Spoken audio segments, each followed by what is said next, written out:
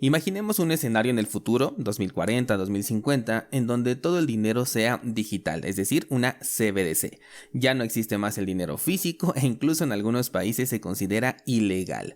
Bitcoin cotiza en el $1.000.000, pero los países más importantes del mundo han dicho que cualquier transacción que venga de parte de criptomonedas es ilegal y podrías ir preso de una manera bastante simple. ¿De qué manera Bitcoin podría sortear este obstáculo? Porque en el peer-to-peer Bitcoin cotiza a un precio alto por tener dinero fuera de las manos de los gobiernos, pero fácilmente te pueden llevar a la cárcel sumado a que no podrías utilizar este dinero en el día a día. Esta es literal la pregunta que nos comparte un descentralizado y tema que considero que merece todo un espacio, así que vamos a hablar de ello aquí en el 844 de Bitcoin en español.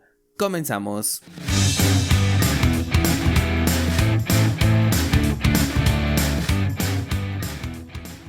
Normalmente al inicio del día suelo revisar los comentarios que ustedes me dejan o bien las aportaciones que hacen en el grupo de Discord, porque en varias ocasiones desde ahí tomo pues alguna idea o por lo menos un punto de partida para el desarrollo de un tema, sobre todo cuando las noticias alrededor de Bitcoin están pues bastante calmadas, ¿no?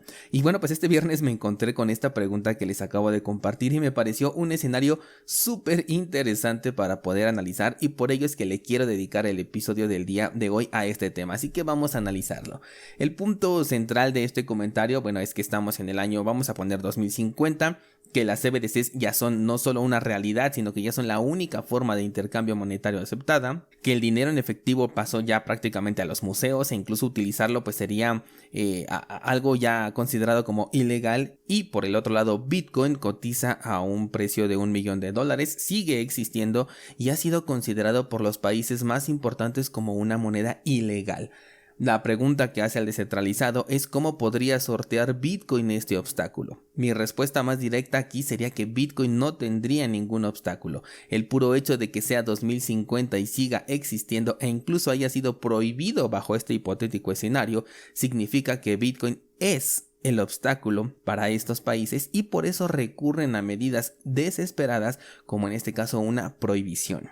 Quiero que sea mi punto de partida. Bitcoin entonces no tendría un obstáculo cuando es prohibido, no representa un obstáculo la prohibición. El obstáculo lo tiene el humano, porque los dirigentes que hemos elegido pues están obligándonos bajo amenaza de la privación de la libertad a que solamente se utilice su dinero con las características que ellos crearon y que ninguna ventaja nos ofrecen a nosotros. Esta y otras prohibiciones, porque si ya llegamos a este punto, seguramente que ya hay otras prohibiciones que tenemos para ese momento. Entonces ahí el que tiene el obstáculo realmente a sortear es el humano. Bitcoin seguiría minándose cada 10 minutos, seguiría siendo transparente, resistente a la censura, etc. Es más, es tan resistente a la censura que tuvieron que prohibirlo, pero esto solamente puede quedar escrito en un papel bajo una firma que a Bitcoin le vale completamente un cacahuate.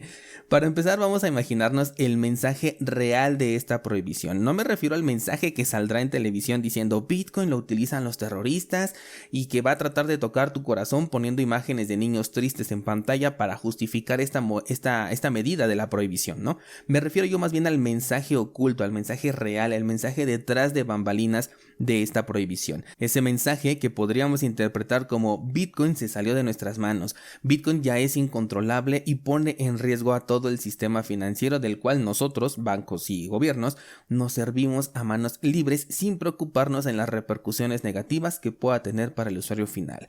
Bitcoin hace que la gente piense que puede ser libre y crear su propia economía, y no solo hace que lo piense, ya lo puede verificar porque ya lleva para ese entonces ya más de 2 décadas existiendo, y además hace que entienda la gente el poder del control de su información, de su dinero y de su soberanía. Por lo tanto, como esto pues amenaza a nuestras ideas de control sobre ustedes los gobernados, pues nos vemos en la necesidad de prohibir Bitcoin, y para reforzar esta prohibición pues tenemos que amenazarlos con el uso de un poco de violencia y sobre todo la privación de su libertad a quien se le sorprenda realizando transacciones con Bitcoin. Para mí sería el verdadero mensaje que estarían entregando, y por un lado admito que me da miedo imaginarme vivir en un mundo así. Sé que existen ya países que tienen un escenario bastante similar o que va para allá por lo menos, y por el otro lado considero que este mensaje sería la mejor campaña de marketing que pueda existir contra Bitcoin.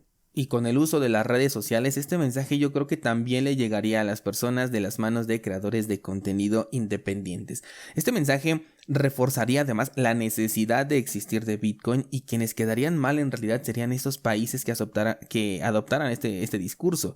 Como he dicho en ocasiones anteriores, para mí la mejor forma de atacar a Bitcoin que tienen los países es adoptándolo y ofreciendo regulaciones que estas gustan a algunas personas y medios a través de los cuales puedan ofrecer una exposición al activo sin que el usuario sepa o incluso se interese por tener ese activo, en este caso Bitcoin, bajo su control.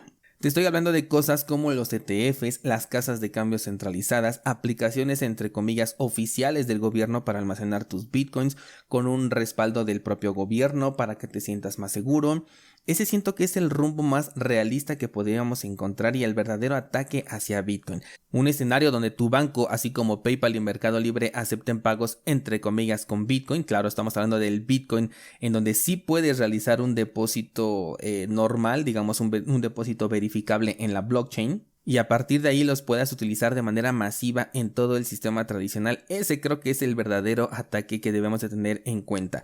¿Te imaginas que en lugar de una campaña de prohibición venga una campaña de aceptación en donde digan, ¿saben qué? Hemos mejorado a Bitcoin, ya que al unirlo con la banca ahora tus Bitcoins son aceptados en todo el mundo y en cualquier comercio. Además no vas a tener que esperarte los 10 minutos para una confirmación, porque con nosotros y con la mejora que le hemos metido, tus Bitcoins son inmediatos, a diferencia del Bitcoin nativo, que tiene las mismas capacidades de ser internacional y aceptado en cualquier negocio del mundo, pero se necesita que la contraparte sepa utilizar Bitcoin tecnológicamente hablando, igual no a profundidad, pero sí por lo menos en tema custodia y transacciones, y que decida implementarlo en su negocio. En cambio, si PayPal, por ejemplo, te permite depositar tus Bitcoin con una transacción real, es decir, ya con blockchain, y de ahí lo puedas utilizar en la compra del súper, pagando el cine, pagando el restaurante, estoy seguro de que un montón de personas van a decir, por fin Bitcoin ya tiene un verdadero uso, ahora sí me gusta, ahora sí tiene una verdadera utilidad, etcétera. Nosotros como descentralizados sabríamos que este es el verdadero ataque,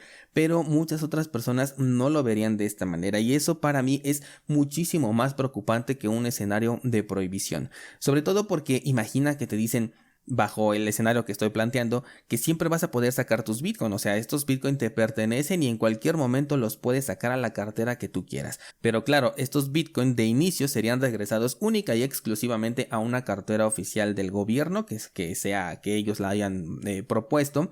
Esta cartera obviamente la tienes que crear con el correspondiente KYC y las transacciones que ocurran ahí van a estar 100% rastreadas. Además, para poderlo enviar ya a una cartera propia, es decir, ya una cartera en hardware o a estas que nosotros ya conocemos, bueno, pues vas a tener que pasar por un proceso de solicitud burocrático que te haga pensar, no, pues yo mejor los dejo allá adentro con esta cartera que me ofrece el gobierno, porque me es más útil, lo puedo utilizar para pagar la comida, para ir al McDonald's, al Walmart, etcétera. En cambio, tenerlo afuera en una cartera en hardware, en donde además me tengo que aprender o tengo que estar cuidando mis palabras de recuperación, pues me genera un poco más de resistencia. La facilidad de uso es uno de los ataques más fuertes que le pueden hacer a Bitcoin desde este punto de vista, o más bien el ataque sería hacia la mente de las personas, porque insisto, Bitcoin seguiría siendo Bitcoin, resistente a la censura, descentralizado, minando cada 10 minutos, etcétera. Pero son las personas las que decidirían entregarle sus Bitcoins al gobierno o a la entidad de la que provenga este servicio del que estamos hipotéticamente hablando, pero lo harían de manera voluntaria a cambio de estos supuestos beneficios. Países como China han prohibido el uso de Bitcoin y no tienen este impacto mediático porque se sabe abiertamente que el gobierno de China prohíbe directamente que su población se exponga incluso al contenido de ciertas películas. Entonces, ¿qué podemos esperar con el dinero? Ellos ya están dentro de la burbuja del control y es la realidad que vive esta población hasta que alguien lo saque ahí y pues conozcan lo que es realmente tener una libertad de elección por lo menos más amplia. En cambio, un país como Estados Unidos, o sea, estábamos hablando de que los países más fuertes prohibieran Bitcoin, no sé aquí a qué otros países podríamos meter, pero vamos a enfocarnos en Estados Unidos.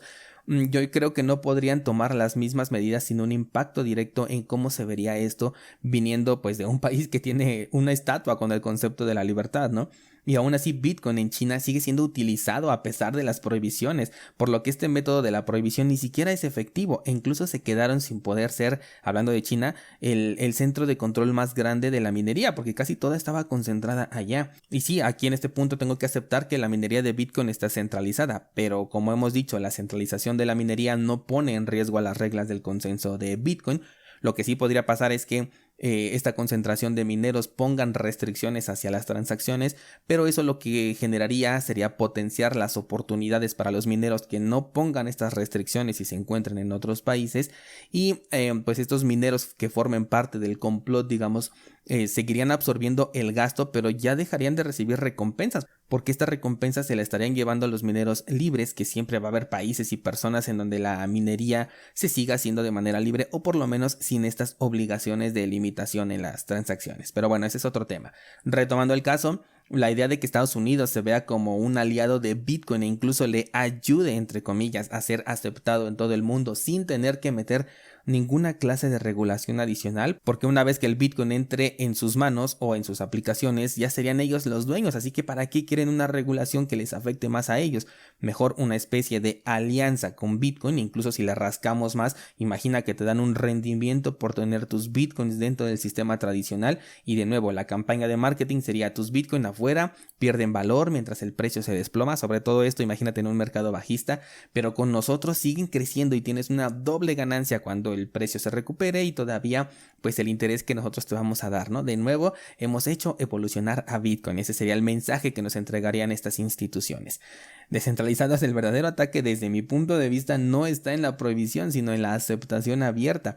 Un país que prohíbe Bitcoin es como si se estuviera rindiendo, como si estuviera aceptando su derrota. En cambio, una adopción con supuestas mejoras para mí parece el ataque perfecto. Y muestra de ello, por ejemplo, es que cuando un ETF está por ser aceptado o cuando una empresa grande y conocida acepta a Bitcoin, hay supuestos Bitcoiners en redes sociales que salen a festejar esto, que hacen videos diciendo: Bitcoin se va a la luna, ahora que PayPal, por ejemplo, aceptó Bitcoin, hemos ganado. Yo no creo que suceda, por ejemplo, pero imagínate que Apple aceptara Bitcoin, de nuevo tendríamos este efecto. El día que acepten el ETF de BlackRock, que este sí creo que va a ser aceptado, aunque yo digo que hasta 2024, puedo apostarte a que veremos muchos videos en YouTube de personajes del entorno cripto celebrando esto. Ese día va a ser un excelente momento para recordar y compartir no solo este episodio, sino también aquel que hice sobre por qué no me gusta la idea de que BlackRock entre a Bitcoin. Bitcoin solamente puede ser prohibido bajo regímenes autoritarios tipo China, tipo Corea del Norte, Afganistán, en donde Bitcoin no es un tema de preocupación que esté por encima de tu vida, ¿no? Ahí hay preocupaciones más grandes que en este caso Bitcoin. Pero en este caso, si tú puedes escuchar ahorita mi voz, es más probable que en tu país Bitcoin sea adoptado y ese sea el verdadero ataque, el cual considero muchísimo más efectivo que una prohibición. Por ello, desprendernos de los servicios centralizados, aceptar Bitcoin nativo en nuestros emprendimientos, en nuestros negocios, en cualquier transacción de hecho que podamos hacer y que alguien nos diga: oye, ¿me aceptas Bitcoin? Claro que sí, ¿no? O sea, este tipo de adopción, correr un nodo de Bitcoin, tener carteras en hardware de autocustodia, aprender a darle privacidad a nuestros satoshis, todo esto son herramientas invaluables para la conservación de nuestra libertad cuando este ataque se vuelva todavía más fuerte. De hecho, en el episodio donde te hablo de BlackRock les hice mención de esto. Cuando acepten este ETF, ese será el primer movimiento y el inicio del verdadero ataque hacia Bitcoin. Y por supuesto que todas estas herramientas que serán invaluables las puedes encontrar en cursosbitcoin.com. Esta descentralizado es mi opinión sobre una posible prohibición de Bitcoin por parte de los países más fuertes. Yo considero que sería una mala idea, que afectaría a su imagen y que además el ataque no sería efectivo porque Bitcoin se podría seguir utilizando.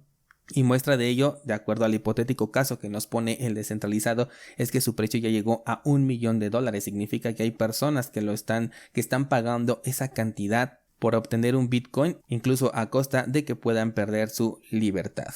Ahora lo que me gustaría saber es qué opinas tú al respecto de descentralizado, qué escenario ves más posible, cuál crees que tenga un mayor impacto y qué pensarías de Bitcoin en un escenario como el que nos plantea el descentralizado, donde su prohibición tenga implícita la privación de tu libertad. Estaré encantado de leer tus comentarios. Eso sería todo por el día de hoy. Muchas gracias y hasta mañana.